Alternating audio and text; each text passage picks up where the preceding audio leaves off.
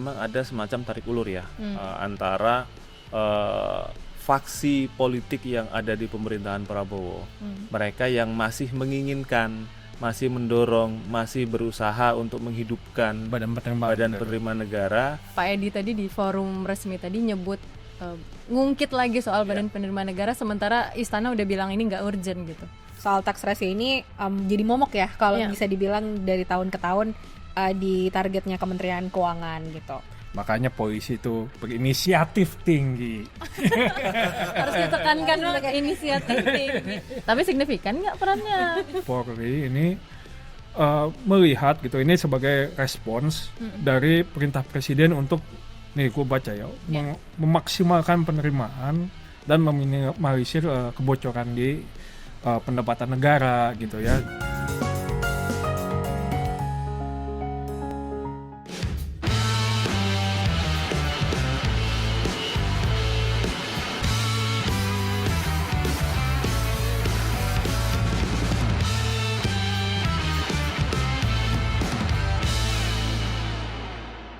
Halo, balik lagi dijelasin dong bareng gue Hairul Anam. Aku Vindri Florentin. Saya Goida Rahma. Dan saya Mamang Cesar. Jangan lupa untuk subscribe YouTube Tempo.co. Dan buat kalian yang ingin baca laporan dari jurnalis Tempo, kalian bisa klik link yang ada di kolom deskripsi.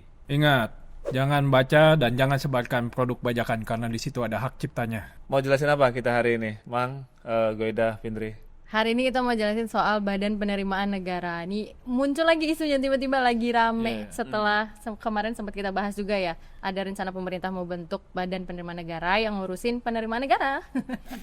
Yang jadi tugasnya Kementerian Keuangan. Nah sekarang kabarnya karena ternyata muncul selebaran nih soal struktur organisasinya Badan Penerimaan Negara. Tapi kayaknya namanya bukan BPN deh. Apa? Badan Otorita Penerimaan Negara. BOPN ya. BOPN. Detailnya nanti kita jelasin, tapi sebelumnya mau ngasih tahu dulu soal informasi penting.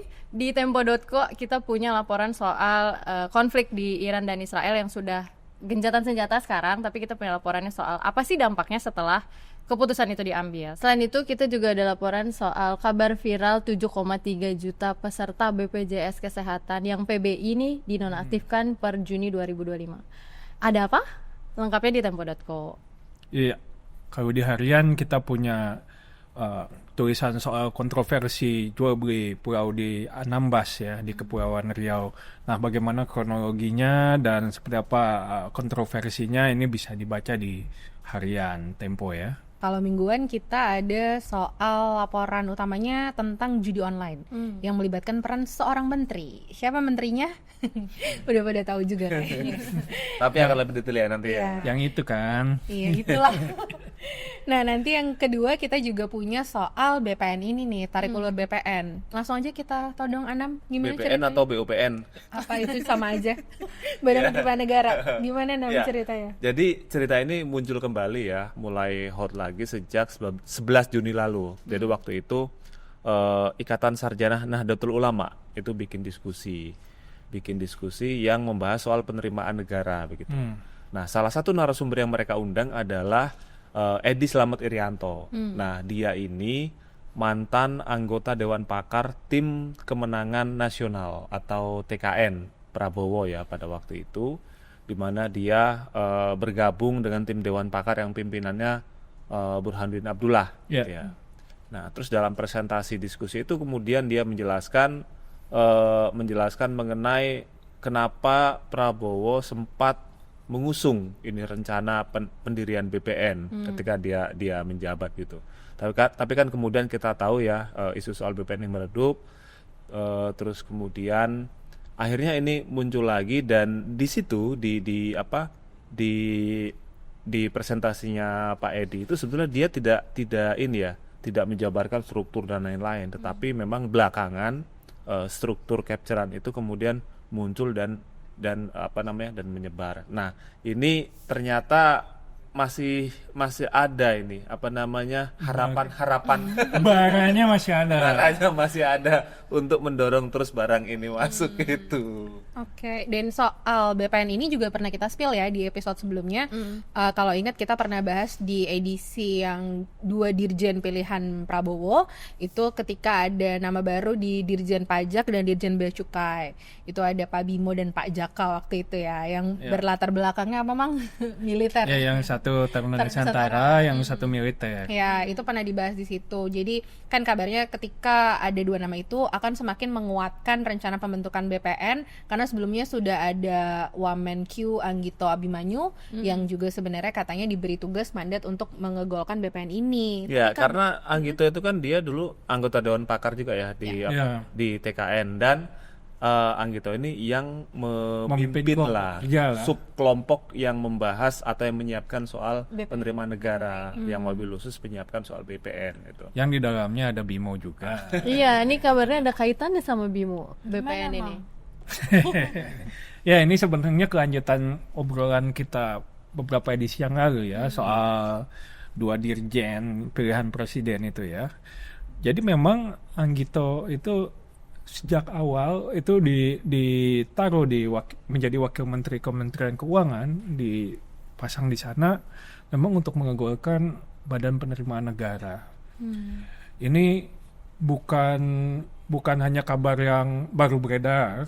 Sebelumnya di Rapimnas Kadin itu kan Hasim Joyo Hadi Kusumo ya, adiknya Presiden Prabowo, ini kan sempat mengatakan gitu bahwa Anggito ini di Wamenkyu di posisinya sebagai wakil menteri keuangan itu hanya sementara saja. Nanti dia akan menjadi menteri penerimaan negara gitu ya. Dan memang ini Badan Penerimaan Negara itu awalnya itu memang menjadi cita-citanya Prabowo gitu. Ini bahkan dari masa kampanye, terus dia juga diejawantahkan menjadi astacita gitu ya. Bahkan kemudian ini menjadi program prioritas gitu ya, bahwa pembentukan BPN ini akan diwujudkan gitu di pemerintahnya Prabowo, meskipun banyak kontroversi, termasuk kan ketika isu ini kemudian meredup itu kan ketika Sri Mulyani terpilih kembali menjadi Menteri Keuangan gitu ya. Saat itu Sri Mulyani mengatakan akan menjadi Menteri Keuangan dengan membawahi ya semua yang fungsinya yang sebelumnya dia pimpin gitu ya, termasuk penerimaan negara gitu ya.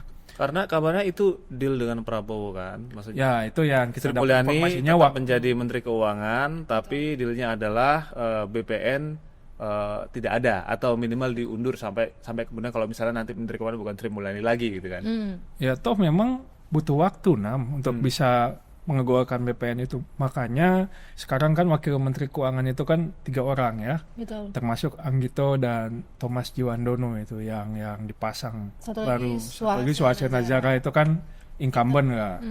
Sebelumnya sudah ada di sana. Nah, tapi nyatanya kenapa kemudian isu ini meredup? Memang yang kami dapat informasinya adalah ya progres ini di bawah Anggito itu ternyata tidak mulus gitu ya, progresnya gitu ya, progres pembentukan BPN ini. Memang banyak sekali proses yang harus ditempuh, termasuk penyiapan lembaganya gitu ya. Makanya kan kemudian kita dapat cerita bahwa Bimo akhirnya ditunjuk gitu, orang-orang pilihan Prabowo sendiri ditunjuk, Bimo dan Jaka, untuk menempati posisi-posisi dirjen yang fungsinya adalah penerimaan negara, yaitu pajak dan bea cukai, karena Badan Penerimaan Negara ini masih belum kunjung terbentuk gitu ya.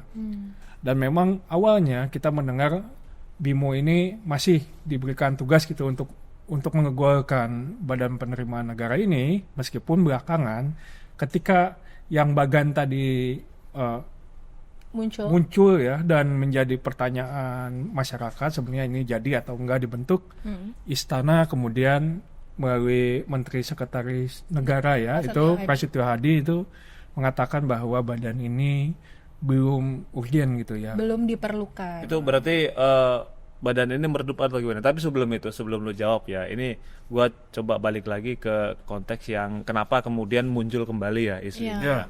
Nah, tadi yang sudah gue sebutkan bahwasanya memang dimulai dari diskusi yang dihadiri oleh Pak Edi. Nah, Edi ini adalah mantan Direktur Pemeriksaan Pajak di 2015. Terus kemudian jabatan terakhir dia sebelum dia pensiun adalah Kepala Kantor Wilayah Pajak Jakarta ya. Nah, kemudian dia pensiun dan ketika pemilu kemarin tuh dia bergabung dengan timnya Prabowo di Dewan Pakar ya. Nah, di Dewan Pakar itu ada Burhanuddin Abdullah sebagai ketuanya, terus kemudian di bawahnya ada banyak yang tadi ada Kamar Penerimaan Negara dipimpin sama tadi Anggito Abimanyu dan nah Edi ini masuk di timnya Anggito Abimanyu. Sekarang Edi ini dia bertugas sebagai ditarik jadi direktur di Agrinas Palma. Jadi BUMN Karya yang disulap jadi BUMN sawit untuk mengelola kebun-kebun sawit yang berencana akan diambil alih oleh pemerintah. Kita pernah bahas juga pasti. Betul. Nah, terus kemudian di diskusi tanggal 11 Juni itu ya sangat terlihat sekali ya bagaimana Edi kemudian menjelaskan kenapa BPN dirancang diusulkan oleh Prabowo di kampanye dan sebagainya gitu. Tapi dia juga sempat menyoroti misalnya ya kenapa kemudian urgensi dari pembentukan BPN. Tapi waktu itu dia bilangnya BOPN. Kenapa BOPN, Badan Otorita Penerimaan Negara, untuk membedakan dengan BPN yang ada. BPN yang ada itu Badan Pertahanan Negara. Jadi ada O-nya di Jadi situ. ada O. Lu panjangin O-nya. Ya. Nah, di situ kemudian urgensinya dia bilang bahwasanya penerimaan negara 7 blok, terus kemudian tax ratio tidak naik dari tahun-tahun sebelumnya, bahkan cenderung turun yang sempat jadi 13 terus kemudian turun lagi sampai sekarang tinggal 12 gitu kan. Dan dia menyinggung salah satu problemnya adalah organisasi di Kementerian Keuangan yang mengelola penerimaan negara, yang mengelola pajak dan terutama yang mengelola pajak ya, itu organisasinya terlalu besar gitu. Terus dia menyinggung soal Sri Mulyani yang dia sebut punya 31 tugas yang itu sangat luas gitu, sehingga ketika dibutuhkan keputusan-keputusan yang serba cepat dan strategis itu tidak terlalu luas untuk dijalankan. Nah, makanya kemudian tapi di sini Edi ini ya sedikit disclaimer gitu ya, sedikit memberi garis bawah bahwasanya dia sedang tidak ngomongin orang waktu itu. Waktu di diskusi itu nggak sedang ngomongin orang tapi jabatan. Jabatan adalah Menteri Keuangan. Yang kita tahu Sri Mulyani udah 10 tahun ya. 10 tahun terakhir dia jadi Menteri Keuangan di situ, dan dia bilang Menteri Keuangan itu terkesan lebih berkuasa dari Presiden. Karena memang fungsinya dia kan mengelola anggaran juga penerimaan negara. Dan terbukti itu kata dia, program Presiden itu untuk memenuhi janji politik, yaitu pendirian Badan Penerimaan Negara, itu bisa ditolak sama Menteri Keuangan. Yang akhirnya ada efisiensi yang harus orang presiden yang turun langsung gitu kan. Nah, ini kemudian ya tadi nyambung ke ceritanya Mamang. Setelah tadi ya Bimo masuk sebagai orang kepercayaan Presiden, Jaka juga masuk sebagai orang kepercayaan Presiden yang ditaruh di Dirjen Bea Cukai, Bimo di Dirjen Pajak. Kemudian perlahan-lahan ada semacam ketemunya titik keseimbangan baru, Bang ya. Kenyamanan ya gitu. Jadi dalam jangka pendek ini dan mungkin akan berjalan untuk jangka menengah juga, rasanya belum diperlukan yang namanya pembentukan Badan Penerimaan Negara itu. Makanya sempat terucap dari Menteri Sekretaris Negara Prasetyo bilang bahwasanya pembentukan BPN belum urgent. Belum diperlukan. Ini sebenarnya sinyal yang makin memperjelas ya, berarti benar ada tarik ulur, terus sekarang dibilang kalau belum urgent gitu ya, belum diperlukan. Jadi yang tadinya isunya udah up lagi, sekarang dia meredup lagi gitu. Nah, tapi ini sebenarnya yang mau gue tanya Namsar gitu, apakah ini tuh udah ada di RPJMN 2025 yang kemarin terbit gitu ya, atau di visi misi lebih lanjutnya Prabowo? BPN itu sempat masuk di dalam dokumen awal rencana kerja pemerintah tahun 2025. Tapi waktu itu disusun oleh Bappenas yang lama, yang dipimpin oleh Suharto Monoarfa, Ya. gitu. Nah, kemudian di RKP 2025 yang disahkan itu nggak ada BPN. Di RPJMN juga nggak ada itu Badan Penerimaan Negara ini. Jadi memang konstelasi politiknya berubah sejak Prabowo memutuskan untuk memilih Sri Mulyani untuk menjadi tetap menjadi Menteri Keuangan, karena memang di sana dealnya adalah Menteri Keuangan tetap Sri Mulyani, tapi kemudian tidak akan ada Badan Penerimaan Negara, paling tidak selama Sri Mulyani menjabat, kecuali kalau misalnya nanti di tahun-tahun berikutnya Sri Mulyani nggak menjabat lagi, barangkali barang ini bisa hidup lagi emang ya. Ya. Barangnya bisa hidup lagi, tinggal dipantik aja Bang, ya. Kayak bakar sate. Yang Tapi- atas nggak ada baranya, kalau dikorek-korek masih ada di bawah. Ini berarti apakah ada kesengajaan akhirnya Pak Edi tadi di forum resmi tadi nyebut ngungkit lagi soal Badan Penerimaan Negara, sementara Istana udah bilang ini nggak urgent gitu. Ya, ini kita dapat informasi memang ada semacam tarik ulur ya antara faksi politik yang ada di pemerintahan Prabowo. Mereka yang masih menginginkan, masih mendorong, masih berusaha untuk menghidupkan Badan Penerimaan Badan Negara. Penerimaan Negara, dan faksi yang kedua adalah faksi yang sudah merasa jalan tengahnya udah cukup ini, yaitu dengan menaruh Bimo dan Jak. dua kepercayaan orang presiden di pajak dan di bea cukai. Faksi yang mendukung itu mereka goalsnya apa? Kenapa mereka pengen punya Badan Penerimaan Negara gitu? Karena dari awal memang dirancang oleh mereka. Ide saya tuh. gitu. Itu kajian yang sudah lama berkembang lah. Ini sama kayak waktu Danantara ya. Cuman beda nasib aja mereka. Beda gitu nasib. ya. Iya, soal tadi mungkin jawab juga yang pertanyaan Vindri ya. Ini tuh sebenarnya dukungan atau yang pro terhadap BPN ini juga sebenarnya ada dari internal Kemenkyu sendiri gitu. Ya. Jadi dari kawan-kawan di Dirjen Pajak sendiri gitu sebenarnya banyak juga yang menghendaki adanya badan baru ini karena kembali lagi untuk urusan penerimaan negara itu seharusnya butuh jabatan yang levelnya itu nggak di level direktur, pimpinan tertingginya bukan di level direktur jenderal tapi setara kepala lembaga atau setara menteri. Jadi harapannya kan ya naik jabatan ya direktur ini. Berarti kan kalau gitu jadi di bawah kepala Direktur lembaga. jadi dirjen. Iya, jadi dirjen semacam itu. Nah, jadi memang sebenarnya ini ada pandangan bagus gitu untuk mereka juga menaikkan Jenjang karir ya, karir, tapi sekaligus bilangnya optimalisasi kinerja mereka dan harapannya bisa berdampak ke realisasi penerimaan negara. Karena kalau bicara urgent atau tidak urgent, kalau dilihat kondisi sekarang ya dari APBN kita terkini, penerimaan pajak kita juga masih anyep ya sebenarnya. Betul. Gitu. Iya, jadi berdasarkan informasi APBN kita terkini, ini gue sambil contek ya soalnya angka-angka nih.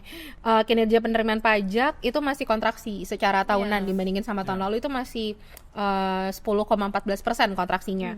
Nah, jadi per Januari sampai Mei itu realisasinya di 683,3 triliun atau itu baru sekitar 31% dari target dari target penerimaan pajak kita di tahun ini.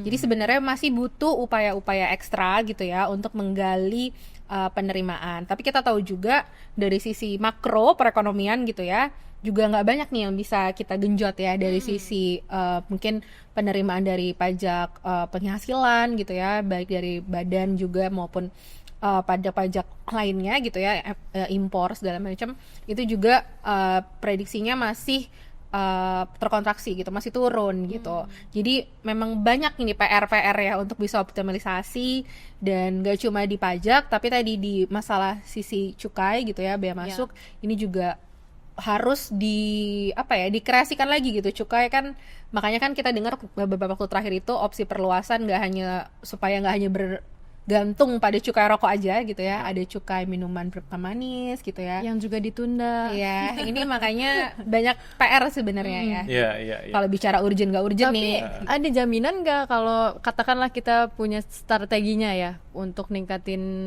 penerimaan negara, ada jaminan nggak kalau bikin badan baru penerimaannya naik? Dari hasil ngobrol sama analisis seperti analisa ekonom gitu seperti apa? Oke, apakah ini pembentukan Badan Penerimaan Negara akan menjamin kenaikan penerimaan pajak atau misalnya meningkatkan tax ratio. Ada satu argumen dari Ketua Komisi 11 DPR RI, Misbahun, dia politikus Golkar dan hadir juga di diskusi ketika Pak Edi tadi menyampaikan soal Badan Penerimaan Negara. Jadi dia bilang apakah pembentukan BPN ini urgent sekarang atau enggak? Menurut dia itu hanya persoalan teknis. Jadi semua ini adalah keputusan politik BPN itu. Jadi tergantung presiden mau jadi dibentuk atau enggak. Nah, dia sebagai politikus bilang begini. Karena di politik itu 1+1 enggak 2 gitu. Jadi bisa 3, bisa 4, bisa 5, bisa 10, bisa tak terhingga gitu kan.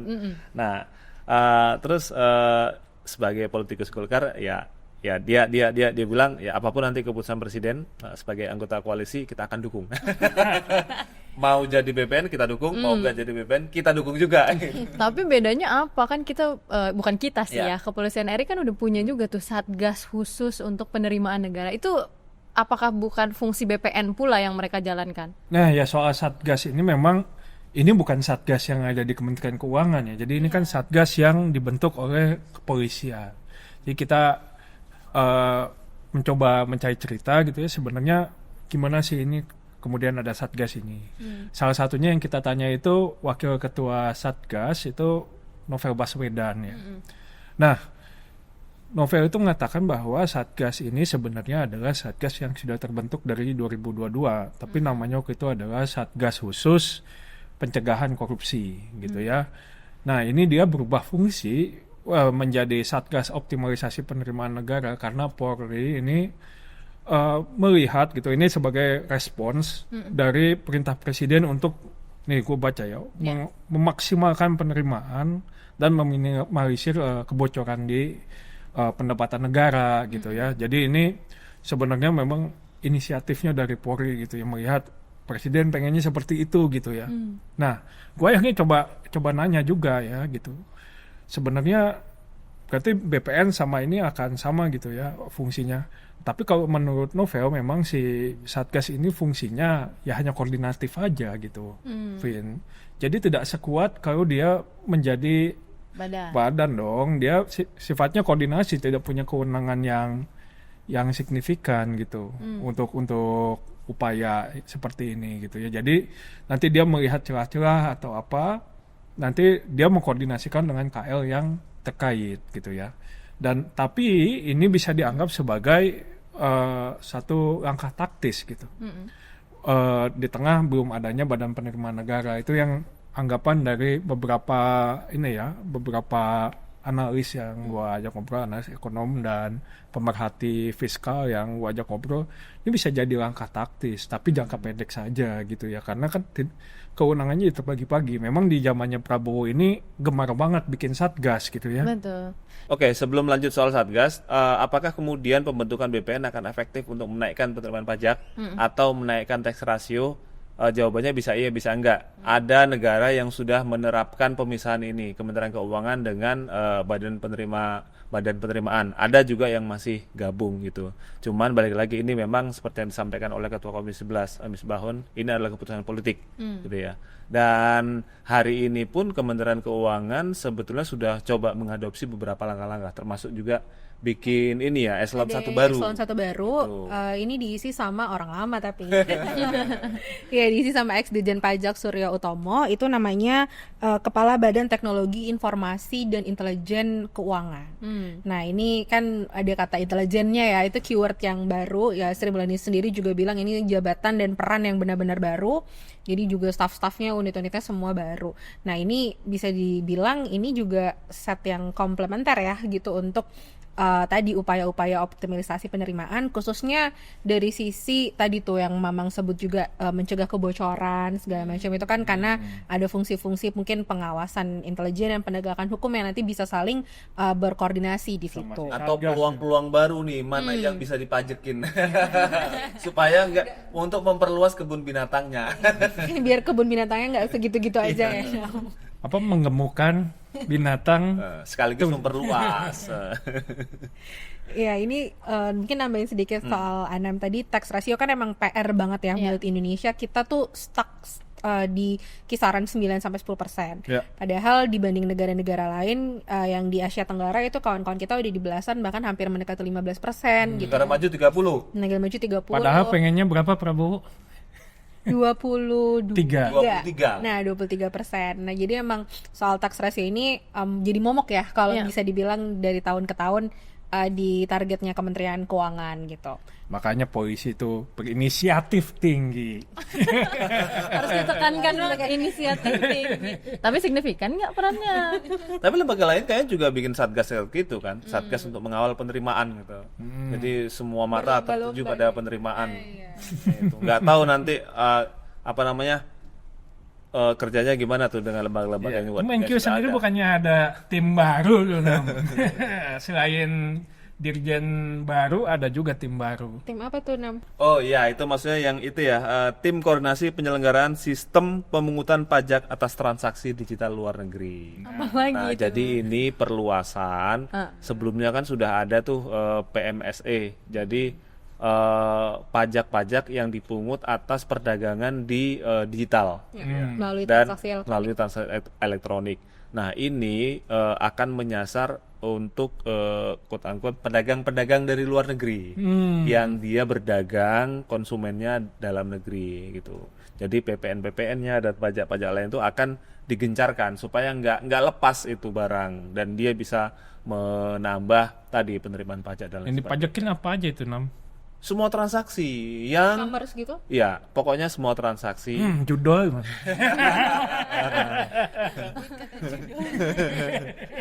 kita tunggu. Ya pokoknya semua sementara ini adalah semua transaksi yang ada di marketplace gitu ya dari pelaku-pelaku yang ada di luar negeri, tapi konsumennya ada di dalam negeri gitu. Jadi pajak-pajak itulah yang akan dikejar gitu. Nah itu salah satu strategi untuk menambah penerimaan dan juga meningkatkan rasionya. Itu sebelumnya nggak ditarik tuh pajaknya?